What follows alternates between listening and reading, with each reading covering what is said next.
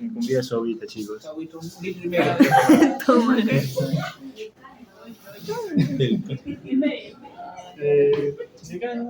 Toma. 1 litro más. Falta medio litro más, tendría que tomar. No, ya lo recargo. ¿No? ¿Lo recargas? Ya. Sí, Tomas y lo llenas. Lo llenas ya, lo traes. Queremos empezar, por eso. Va a tomar y de ahí vamos a hacerle otras 2 muestras cada 20 minutos. Es justo para hacer la hora. Está grabando. ¿Ya están listos ya ustedes ya? ¿Cuántas diapositivas tienen? Sacamos la muestra 2. 20 minutos después, 9:20, sacamos la muestra 3. Y 20 minutos más, a las 9:40, sacamos la última muestra. De 9:40 a 10 terminamos la parte 2. ¿De acuerdo? O sea, a las 9 en punto van a sacar una segunda muestra. ¿De acuerdo? Se supone que esta primera muestra es de todo el tiempo que ha estado sin hidratarse. Esta primera muestra de orina va a ser muy diferente al resto. Pero luego lo vamos a ver en el momento. Listo, empezamos ahora sí con la exposición. Ay, no,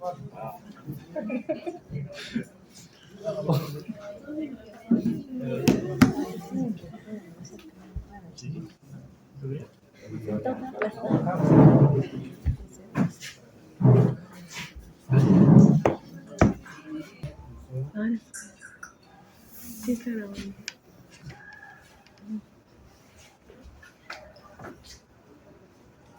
Ya podemos empezar. ¿Quiero empezar? Yo, Pérez. Pérez, empieza, Antonella y luego Milán. ¿Ya? Listo, empezamos. Compañeros, buenas noches. Profesor, buenas noches. En esta oportunidad, nosotros le vamos a hablar sobre uno de los ejemplos de la adaptación fisiológica más importantes en el reino animal, que es el buceo profundo en mamíferos marinos. Para empezar, ¿cuánto tiempo una persona puede permanecer bajo el agua sin respirar? Probablemente pocos minutos. Sin embargo, existen mamíferos marinos que son capaces de permanecer sumergidos en el agua por más de 1 hora y descender a grandes profundidades. Este gráfico de Ponganis y Koyman lo que nos muestra es el tiempo de inmersión en minutos de un humano y varias especies marinas, como el pingüino emperador, un cachalote, una tortuga de Lam, un elefante marino del norte. Y la primera diferencia que vemos aquí es el humano, que es la que está el primero ya, que es el que tiene más baja proporción. Las barras grises representan el tiempo máximo registrado del buceo y las oscuras representan un buceo rutinario. Y como les mencionaba, el humano tiene un bajo tiempo registrado, o sea, una persona natural, entre unos 5 o 4 minutos, porque un apneísta profesional, el tiempo máximo registrado que tuvo fue de 29 minutos, 3 segundos. Por otro lado, vemos el caso del elefante marino del norte, que tuvo un registro de 120 minutos de buceo. Y así como estos ejemplos, hay uno más que es el cachalote. Puede permanecer en un buceo rutinario entre 800 y 1000 metros de profundidad, pero también hay registros que puede sumergirse hasta 2000, 2500 en búsqueda de alimento, que son los calamares gigantes. Y un caso más importante que es el sitio de Cuvier, que actualmente tiene la mayor capacidad de inmersión registrada, con 2.992 metros de profundidad, y también tiene un récord de tiempo de inmersión con 3 horas, 42 minutos. Entonces, para que ellos puedan hacer estas actividades rutinarias, enfrentan grandes desafíos fisiológicos, entre ellos la apnea prolongada, que es la suspensión de la respiración, también la disminución progresiva de las reservas de oxígeno, la acumulación de dióxido de carbono, cambio de equilibrio entre el ácido base y sobre todo el aumento de la presión hidrostática cuando ellos descienden. A pesar de esos grandes desafíos que ellos enfrentan, pueden lograr mantener el funcionamiento vital de los órganos críticos, que es el corazón y el cerebro, y pueden lograr regresar a la superficie sin sufrir daños importantes. Y la respuesta a esto se encuentra en la integración de adaptaciones tanto cardiovasculares y respiratorias. Entonces, a lo largo de nuestra exposición vamos a explicar cómo el reflejo de inmersión coordina respuestas como la bradicardia extrema, la vasoconstricción periférica selectiva, el uso eficiente del oxígeno y sobre todo diversos mecanismos de recuperación que le permiten a ellos ser uno de los mejores usadores del reino animal.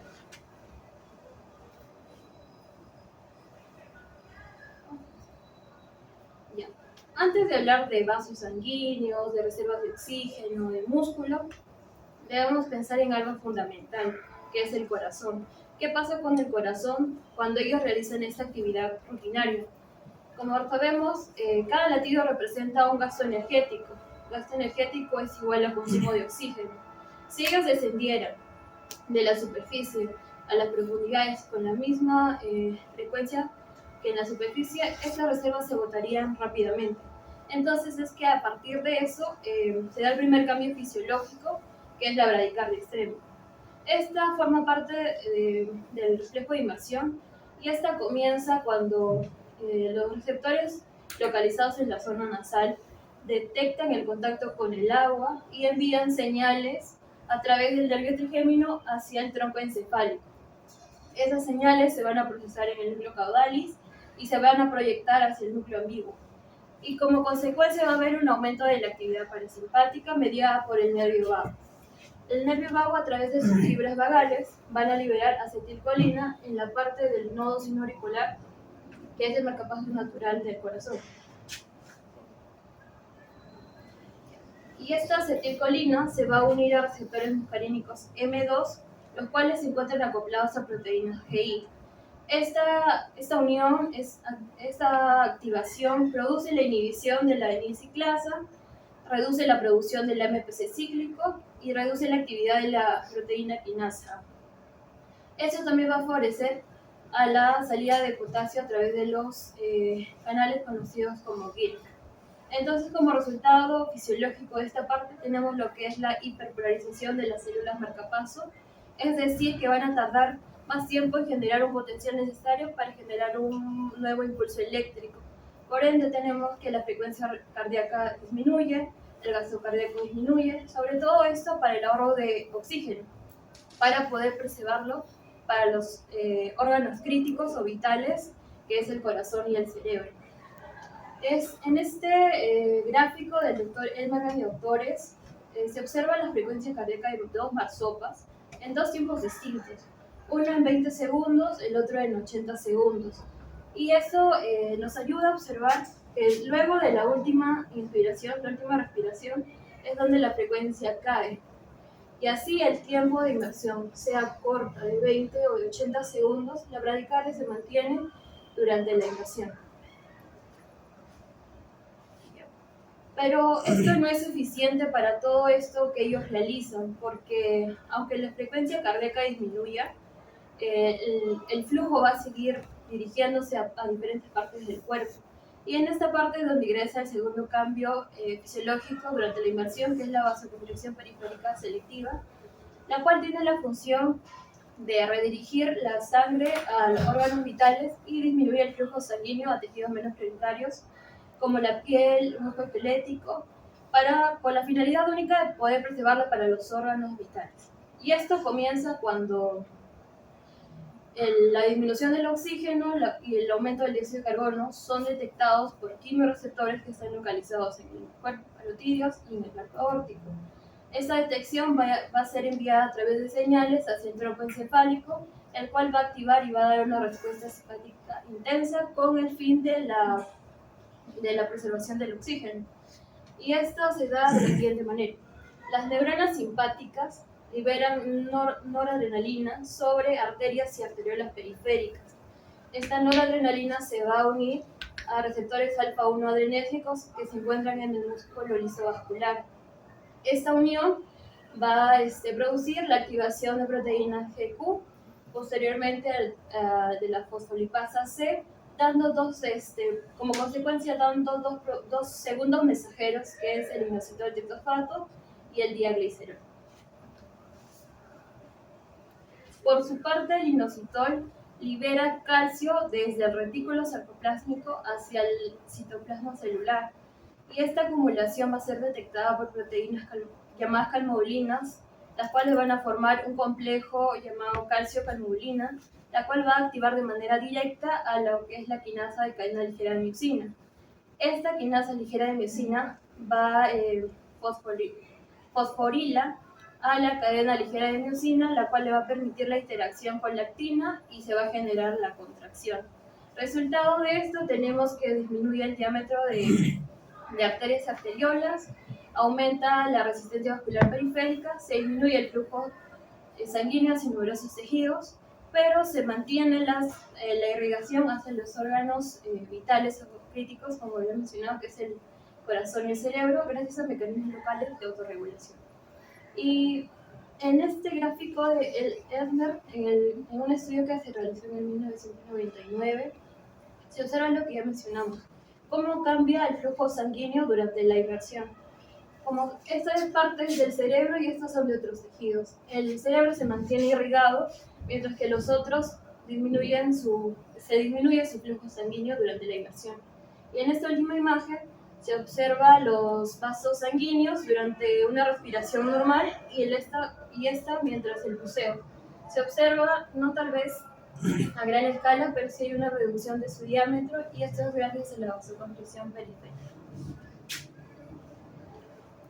Bueno, ahora yo les voy a hablar sobre la gestión óptima del oxígeno. Como podemos observar en la gráfica, existen diversas proporciones de almacenes de oxígeno en las diferentes especies. En los humanos, por ejemplo, la principal reserva de oxígeno se encuentra en los pulmones, en el cachalote, en los músculos, en la marsopa, en la foca de Weddell, en el lobo marino y el manatí. Su principal almacén de oxígeno se encuentra en la sangre. Esto se debe a que ya no van a captar oxígeno del medio ambiente, sino que van a depender netamente de sus reservas internas de oxígeno. Aquí también podemos ver a la nutria marina, que también hace buceo y que su principal reservorio son los pulmones. Esto se debe a que ellos no realizan un buceo profundo o prolongado a comparación de las otras especies que sí realizan un buceo especializado. Por eso podemos decir que a mayor profundidad y prolongación de buceo es menor la dependencia de las reservas en los pulmones. Ahora vamos a hablar sobre la mioglobina. La mioglobina es una proteína intracelular muscular que tiene un grupo hemo y por ende tiene alta afinidad por el oxígeno. Y esto convierte al músculo en uno de los principales almacenes de oxígeno. Durante el inicio de la inmersión, al inicio de la inmersión los animales presentan un flujo normal de sangre y es allí donde la mioglobina va a captar o recaptar oxígeno para que durante la inmersión, cuando se dé la vasoconstricción, pueda la mioglobina liberar progresivamente este oxígeno a las mitocondrias para que sigan produciendo ATP y para que se dé la respiración celular. Así se mantiene el metabolismo aeróbico y se retrasa el metabolismo anaeróbico. Como podemos observar en esta gráfica, hay mayor concentración de mioglobina en los mamíferos marinos a comparación de los mamíferos terrestres. De igual manera se puede observar en la coloración de su músculo, que es mucho más oscura y puede llegar a ser hasta negra. La concentración de mioglobina a comparación de los humanos, que puede ser de 4 a 9 miligramos por gramo de peso húmedo. En cambio, de estos animales puede llegar hasta 70 miligramos por gramo de peso húmedo. La hemoglobina también es importante, ya que como hemos visto en el gráfico anterior, es uno también de los principales reservorios de oxígeno. En estos animales la hemoglobina puede llegar hasta los 30 gramos por decilitro, hasta los 35 gramos por decilitro, que en humanos oscila entre los 12 y 15 gramos por decilitro. El hematocrito puede llegar hasta el 65% y en humanos es 33%. Podemos observar que los eritrocitos hay en mayor concentración y por ende hay mucha más concentración de oxígeno. Luego tenemos el almacenamiento y colapso pulmonar. En la superficie, los pulmones están distendidos, como podemos observar, pero cuando ingresa a profundidad, los pulmones van a colapsar y va a haber un colapso alveolar. Según la ley de Boyle, hay una relación inversamente proporcional entre presión y volumen.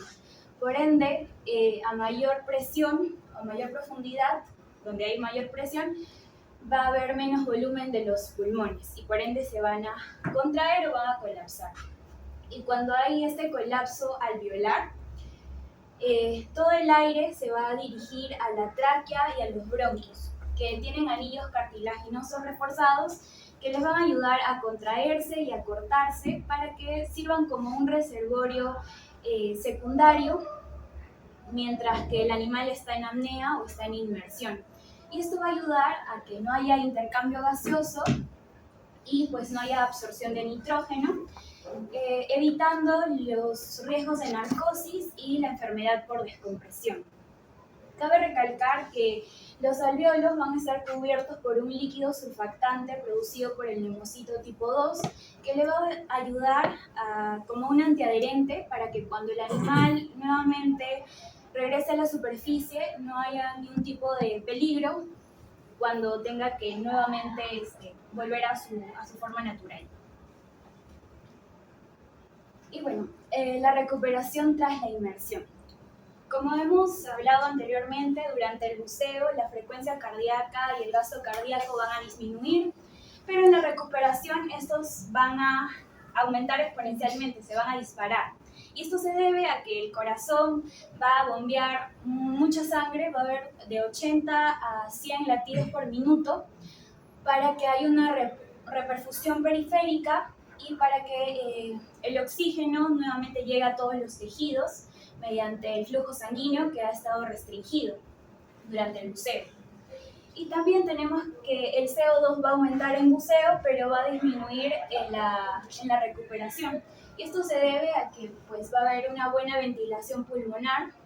Ellos con una sola respiración pueden renovar el oxígeno, renovar el aire de sus pulmones en un 90% a comparación de los humanos que solamente por respiración es 15%.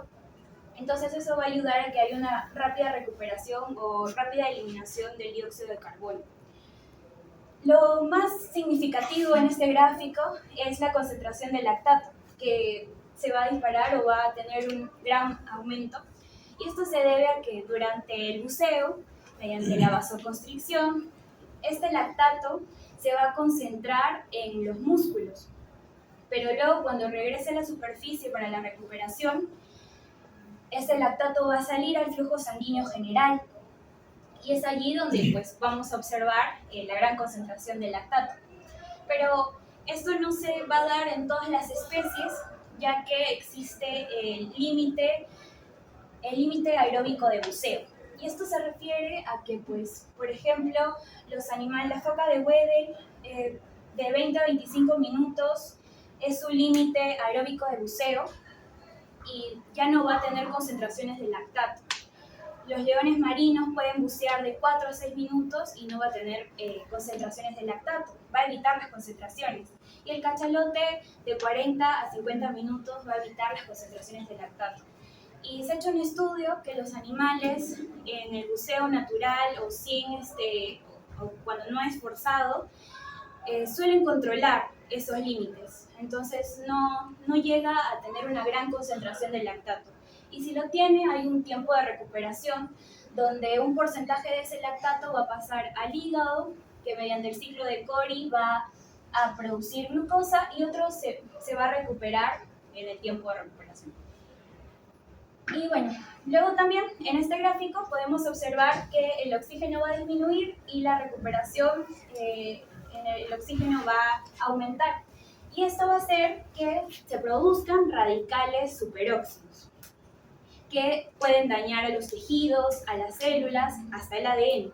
Pero sin embargo, estos animales presentan una gran concentración de defensas antioxidantes. Como podemos observar, a comparación de otras especies, ellos tienen una gran concentración de defensas antioxidantes. Entonces eso ayuda a compensar la gran producción de radicales superóxidos que se dan cuando el animal está en hipoxia y luego entra en reoxigenación de una forma exponencial, ¿no? No es gradual, sino que está en hipoxia, reoxigenación. Entonces eso ayuda a que haya una mayor producción de radicales. Y estas defensas antioxidantes son el glutatión, la catalasa, el superóxido dismutasa, el glutatión peroxidasa, que van a ayudar a que se compensen o a que se eliminen estos radicales superóxidos. La primera línea de defensa es el superóxido dismutasa, que va a convertir al radical superóxido en peróxido de hidrógeno. Este también es dañino y por ende la catalasa con la glutatión peroxidasa van a convertir al peróxido de hidrógeno en oxígeno y en agua, los cuales no son dañinos para el organismo. Bueno, en esta gráfica se puede observar las diversas adaptaciones que hemos ido explicando a lo largo de nuestra exposición, que se dan de manera integrada para que estas especies realicen un reflejo de inmersión correcto. Y bueno, las conclusiones es que el reflejo de inmersión es una respuesta integrada que involucra la activación simultánea del sistema nervioso parasimpático, que va a inducir a la bradicardia extrema, el sistema nervioso simpático, que va a inducir a la vasoconstricción periférica, las grandes concentraciones de hemoglobina y mioglobina, que van a incrementar la capacidad de almacenamiento de oxígeno, y las defensas antioxidantes, que nos van a ayudar a eliminar a los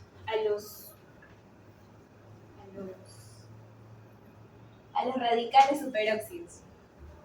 Todo ello le va a brindar a estas especies la capacidad de tolerar hipoxia, hipercapnia, acidosis y acumulación de lactato, para que se dé una adaptación fisiológica fundamental y les permitan mantener homeostasis durante inmersiones profundas y repetidas.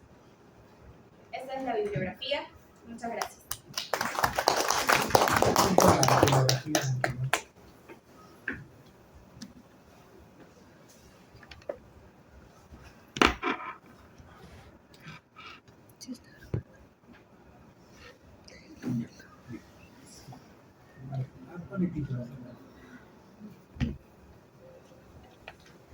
Interesante, está claro, sí, está claro. No se le hace la pregunta yo solamente porque si no, no se puede avanzar el tema que queremos, ¿sí? Por eso, en esa parte. Bueno, para preguntas que tengan, lo entiendo mejor.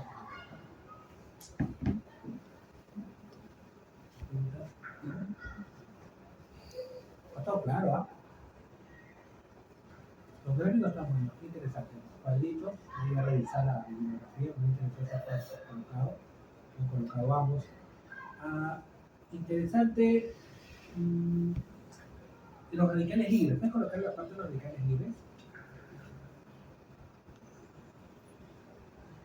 Estos radicales libres, ¿cómo se forman? ¿Por qué se tendría que producir gran cantidad de radicales libres en estas condiciones de eliminación? ¿Lo has explicado bien? No sabría decirle cómo se forman, pero lo que sí sé es que no se produce durante el buceo o la recuperación, sino que ellos ya producen grandes cantidades de defensas antioxidantes. O sea, que ya tienen grandes defensas antioxidantes acumuladas. Para evitar que estos radicales libres se desequilibren. Ajá, sí. Pero ¿por qué cuando se sumergen tendrían que producirse los radicales libres? ¿O dónde se producen los radicales libres? Es que no se producen, sino durante el buceo, sino que ya tienen grandes concentraciones. Porque se hizo estudios en las focas de Weddell, más que todo, que en estado de reposo, afuera, tienen grandes concentraciones. O sea, ya tienen un reservorio de esas defensas. Pero no suele decirle cómo se producen, cómo se generan. ¿En dónde se generarían los radicales libres? Si tiene gran cantidad, ¿dónde se genera gran cantidad de radicales libres? Ustedes han llevado bioquímica, toda esa parte, ¿sí? Bueno, según lo que entendí es que tienen gran presencia en todos los órganos. Bueno, en el corazón, en el riñón, en el músculo. ¿Y por qué ellos será? Porque ellos son los que... Bueno, en el músculo porque es uno de los principales afectados por la vasoconstricción, el riñón también. Y bueno, el corazón es porque es un órgano crítico. Durante la inmersión ellos tienen que, o sea, por eso se le redirige el flujo hay una...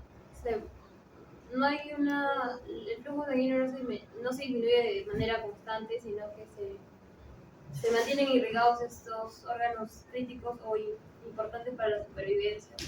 Y ellos son los que más producen. Recuerden siempre que los alcaldes libres la principal fuente es a nivel mitocondrial. Como ese desequilibrio de oxígeno, de todas maneras, en la cadena de transporte de electrones, es que esos radicales en los electrones comienzan a quedar en el aire.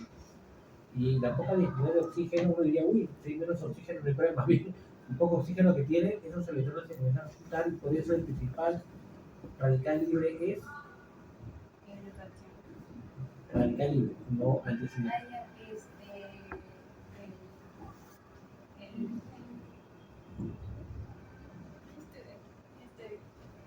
Correcto, adión superóxido. Y la empresa antioxidante sí, interesante, cuando aumenta el radical libre, es decir, cuando envejecemos, nuestra defensa antioxidante disminuye, más una cantidad de antioxidantes, vitamina C, y todo lo que sí tiene un porqué. Y lo otro importante, que sí está claro, es mencionan de que aumenta el hematocrito, o sea, no tiene una mayor cantidad de hemoglobina, muy bien la parte de la mioglobina también. Algunos animales que se sumergen consideran también el vaso como un órgano importante en esta parte. ¿Qué nos puedes decir respecto al vaso?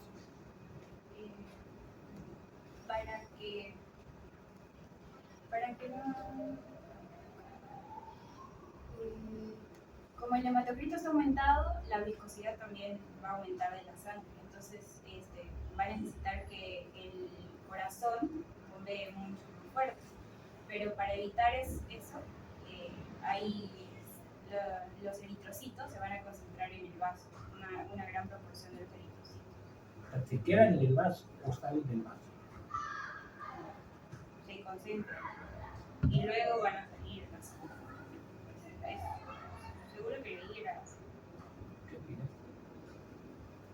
Creo que también, por lo que hemos visto en los estudios, no mencionaba mucho sobre el tema del vaso, más priorizaba el corazón y el cerebro, pero también considero que se concentra. El vaso es un órgano de almacenamiento del músculo rojo. Muchas especies cuando sumergen toleran más también porque tienen que tener el poco oxígeno que tengo que mantener. La mioglobina lo dice muy bien. ¿Dónde se encuentra la mioglobina?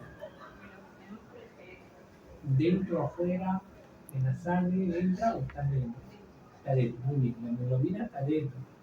Y claro, yo tengo mi reserva de oxígeno, pero el vaso también es un órgano importante que trata de tener mayor cantidad de glóbulos rojos para poder realizar lo que ustedes mencionan. Es un órgano de reservorio que es importante también en algunas especies cuando se sumergen.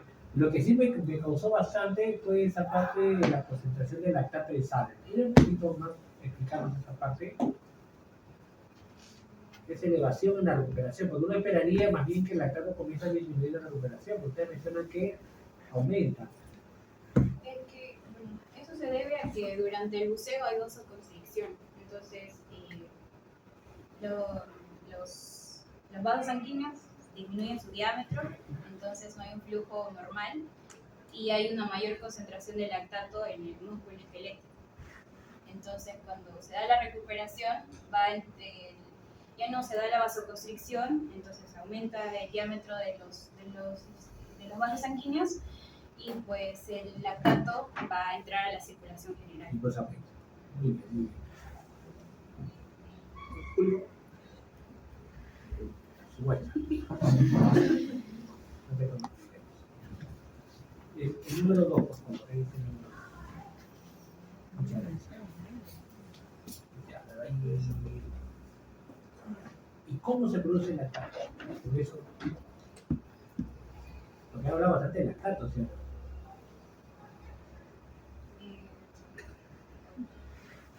Solo en algunas especies, nada más cuando se supera el límite aeróbico de buceo y cuando pasa a metabolismo anaeróbico, es cuando se produce. Entonces, más o menos lactato. No, falta anaeróbico, pero ¿por qué no anaeróbica? ¿Por qué no anaeróbica? Por anaeróbico por la falta de oxígeno, porque ya se acaban las reservas de oxígeno. Entonces va a pasar a metabolismo anaeróbico. Y es interesante ahí que lo pasen un poquito más. Porque todo el mundo estaría esperando que eso más bien se están esperando disminuya. Pero comenzando la vasoconstricción, o sea, los órganos han estado buceando, ¿no? Están en actividad, pero han tenido que priorizar y hacer vasoconstricción en muchos órganos para priorizar los otros órganos. ¿Entiendes esa parte? Entonces, cuando esté en recuperación, supone que el flujo ha mejorado, esa vasoconstricción ha disminuido y esas grandes cantidades de lactato que se producen en el citosol. En el citosol, el piruvato pasa lactato para las condiciones de nerviosis que dicen. Es interesante que tenga un punto de ahí para potenciar ese efecto y por eso sube. ¿Y por qué baja luego? Bueno, un porcentaje del lactato va a ser dirigido hacia el hígado, que mediante el ciclo de Cori se va a convertir en glucosa, y el otro porcentaje restante se va a compensar o va a disminuir en la recuperación. La mitocondria ayuda bastante a disminuir. La mitocondria es el mismo de las células que lo producen. Y el ciclo de Cori es importante ahí. El lactato que llega al hígado por gluconeogénesis produce glucosa nuevamente. Entonces ahí mejoramos el pH también en esa parte. Está interesante, está muy bonito, sí me ha gustado. Voy a potenciar esas cositas, es así, para que quede más claro. Puedes poner tu hoja de resumen. Esa hojita de resumen, ¿de acuerdo? Importante, miren, la concentración de hemoglobina, esa radical extrema es muy interesante. Y esa vasoconstricción periférica selectiva. Pero luego de la recuperación ya ves esa vasoconstricción. Después el lactato sale. Lo que uno esperaría en recuperación, más bien el lactato comienza a disminuir más. Pero ¿cómo va a disminuir si nunca pudo salir? Porque priorizaron otros órganos. ¿De acuerdo? Priorizan los otros órganos. Un poquito más ahí, la adrenalina, un poquito más, potenciar un poco más, porque sería rápido en esa parte. La parte general sí, un poquito más con uno. Les digo que sí hemos visto para recortar, hemos visto en cada. Listo, muchas gracias por vieron.